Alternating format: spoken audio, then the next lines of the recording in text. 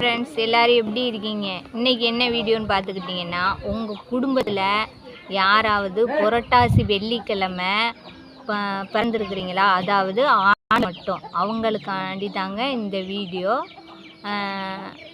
புரட்டாசி வெள்ளிக்கிழமையாக இருந்தாலும் எனக்கு ஒரு கேள்வி இருக்குங்க. என்ன கேள்வினா, நம்ம சித்திரையிலேருந்து பங்குனி மாதம் இந்த 12 மாதங்களில் எந்த மாதத்தை நம்ம விசேஷமாக கொண்டாடுவோம்? புரட்டாசியை தானங்க. புரட்டாசி தான் கடவுளுக்கு, அதாவது பெருமாளுக்கு உகந்த நாள்னு சொல்லிட்டு அந்த ஒரு மாதம் ஃபுல்லாக யாருமே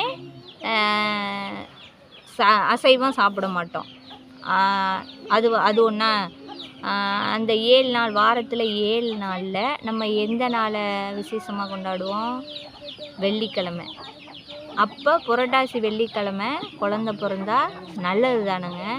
அது ஏங்க புரட்டாசி வெள்ளிக்கிழமை ஆம்பளை பிள்ளைய பிறக்கக்கூடாதுன்னு சொல்கிறாங்க?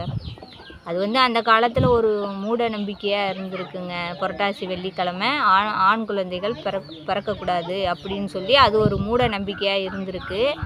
மூட நம்பிக்கையாக இருந்தாலும் எந்த மாதமாக இருந்தாலும் குழந்தைங்க பிறக்கிற நேரம் காலம் அதை பொறுத்து தாங்க நம்மளோட சூழ்நிலைகள் மாறும். ஒரு குடும்பத்தில் பிரச்சனை எதாக இருந்தாலும் பிள்ளைங்களோட நேரங்காலம், பிறக்கிற நேரங்காலத்தை பொறுத்து தாங்க மாறும். அதுதான் முக்கியம். இருந்தாலும் முன்னோர்கள் சொன்னது என்னன்னா, புரட்டாசி வெள்ளிக்கிழமை ஆம்பளை பிள்ளைங்க பிறக்கக்கூடாது அப்படின்னு சொல்லியிருக்காங்க.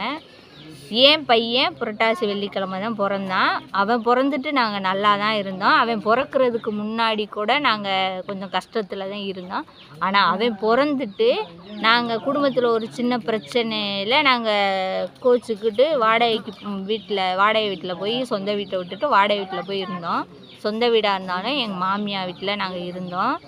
அதுக்கு அப்புறம் அவன் ஜாதகத்தை பார்க்கும்போது அவன் உங்களை ஒரு புது வீடு கட்டி தான் அவன் உங்கள் சொந்த ஊருக்கு கூட்டிகிட்டு வருவான் அப்படின்னு சொன்னாங்க. அதே மாதிரி தாங்க நாங்கள் ஒரு சீட்டு வீடு, பெரிய தார்சு வீடெலாம் கட்டலை, ஒரு சீட்டு வீடாவது கட்டிட்டு தாங்க எங்கள் சொந்த ஊருக்குள்ளே எங்கள் சொந்த வீட்டில் வாழ்ந்தான். அதாவது என் பையன் எனக்கு ராசியாக தான் தெரிஞ்சான். ஆனால் ஒரு சில பேர் வீட்டில் புரட்டாசி வெள்ளிக்கிழமை ஆம்பளை பிள்ளை பிறந்துட்டு பிரச்சனை நடந்ததை நான் பார்த்துருக்கேன். அந்த ஒரு பயத்தில் தாங்க நான் எங்கள் அம்மாச்சிக்கிட்ட கேட்டேன். அவங்க அந்த காலத்து ஆள், 4 தலைமுறை பார்த்தவங்க. பெரும்பாலும் சொல்லிக்கிட்டே இருப்பாங்க என்கிட்ட, உன் பையன் புரட்டாசி வெள்ளிக்கிழமை பிறந்திருக்கான், நீ கோயில்களுக்கு நிறைய செஞ்சுக்கிட்டே இருக்கணும், பெரும்பாலும் நீ கோயிலுக்கு தான் போய்கிட்டே இருக்கணும் அப்படின்னு சொன்னாங்க.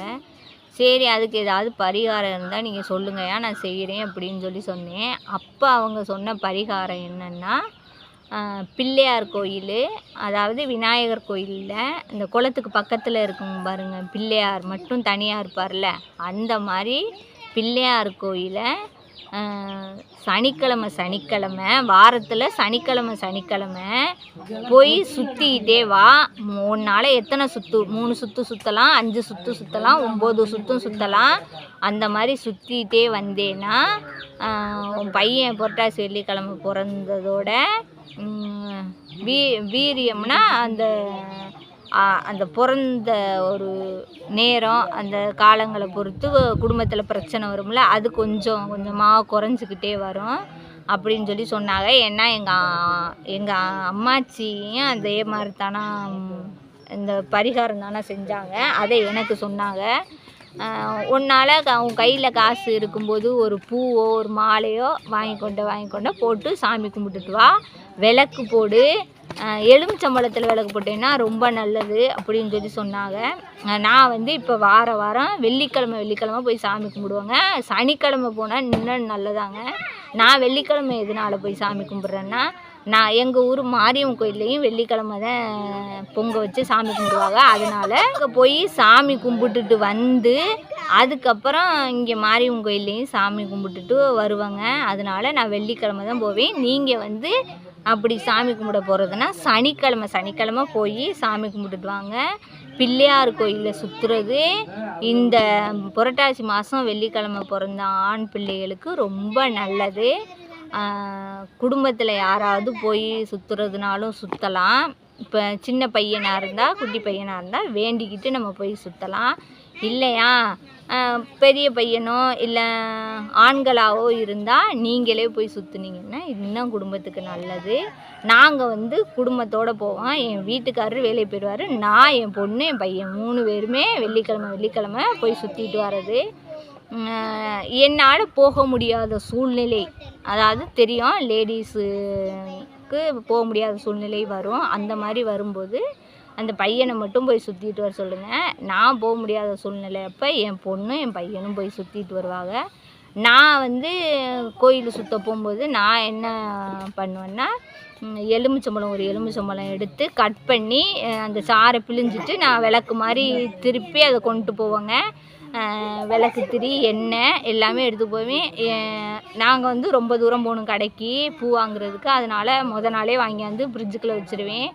இல்லையா பூ வாங்க முடியலைன்னா வீட்டுக்கு பக்கத்தில் இந்த பூஞ்செடிகளில் பூ இருந்தால் பறிச்சுக்கிட்டு போவேன். கொண்டை வச்சு விளக்கு போட்டு சாமி கும்பிட்டு வருவேன். கோலப்பொடி தனியாக வச்சுருக்கேங்க. ஒரு டப்பாவில் அடைச்சி வச்சுருக்கேன். அது நான் அந்த கோயிலுக்கு போகிற அன்னைக்கு மட்டும்தான் அந்த கோலப்பொடியை எடுப்பேன். வீட்டில் போடுறதுக்கு தனியாக கோலப்பொடி வாங்கி வச்சுருக்கேன்.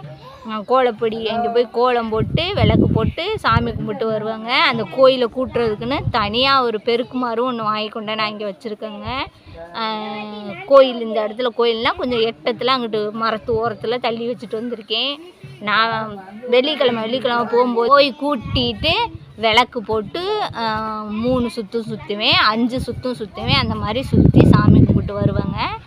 அது ஒரு பரிகாரங்க. இன்னொரு பரிகாரம் என்னென்னா, மாதத்தில் கடைசி சனிக்கிழமையாக இருக்கட்டும், இல்லை அந்த மாதத்தில் ஏதாவது ஒரு சனிக்கிழமையாக இருக்கட்டும், பெருமாள் கோயிலில் போய் அர்ச்சனை பண்ணி சாமி கும்பிட்டுட்டு வாங்க. அதுவும் நல்ல பரிகாரம். புரட்டாசி வெள்ளிக்கிழமை ஆம்பளை பிள்ளைங்க பிறந்திருந்தா அவங்க குடும்பத்தில் இந்த பரிகாரத்தை தொடர்ந்து செய்யுங்க. உங்களுக்கு நல்லதே நடக்கும். ஏன்னா சாமி கும்பிட்றதுனால நம்ம கெட்டு போகிறதில்ல.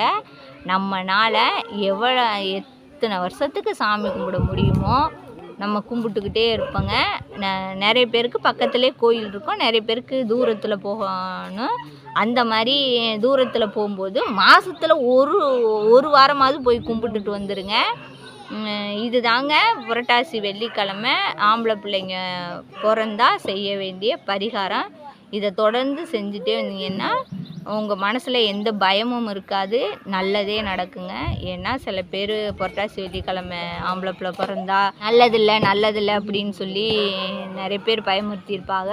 எனக்கே என் பையன் பிறந்து வந்ததுலேருந்து சொல்லிக்கிட்டே இருப்பாங்க, அச்சோ உன் பையன் புரட்டாசி வெள்ளிக்கிழமை பிறந்திருக்கானே அப்படின்னு சொல்லிக்கிட்டே அப்படியே எனக்கு அப்படியே மைண்டுக்குள்ளே ஏற்றிக்கிட்டே இருப்பாங்க. அப்படியே அந்த பயத்தை ஏற்றிக்கிட்டே இருப்பாங்க. என்ன பண்ண போதோ அப்படின்னு சொல்லிக்கிட்டே இருப்பாங்க. அதெல்லாம் நம்ம யோசிக்கக்கூடாதுங்க.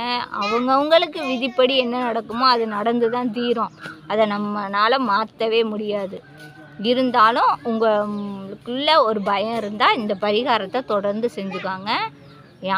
யார் புரட்டாசி வெள்ளிக்கிழமை பிறந்திருந்தாலும் நல்லதே நடக்கணும்னு நான் வேண்டிக்கிறேன். அதே மாதிரி என் பையன் வெள்ளிக்கிழமை பிறந்திருக்கான், எங்களுக்கு நல்லதே நடக்கணும்னு வேண்டிக்கங்க. இந்த பரிகாரத்தை தொடர்ந்து செஞ்சுட்டு வாங்க.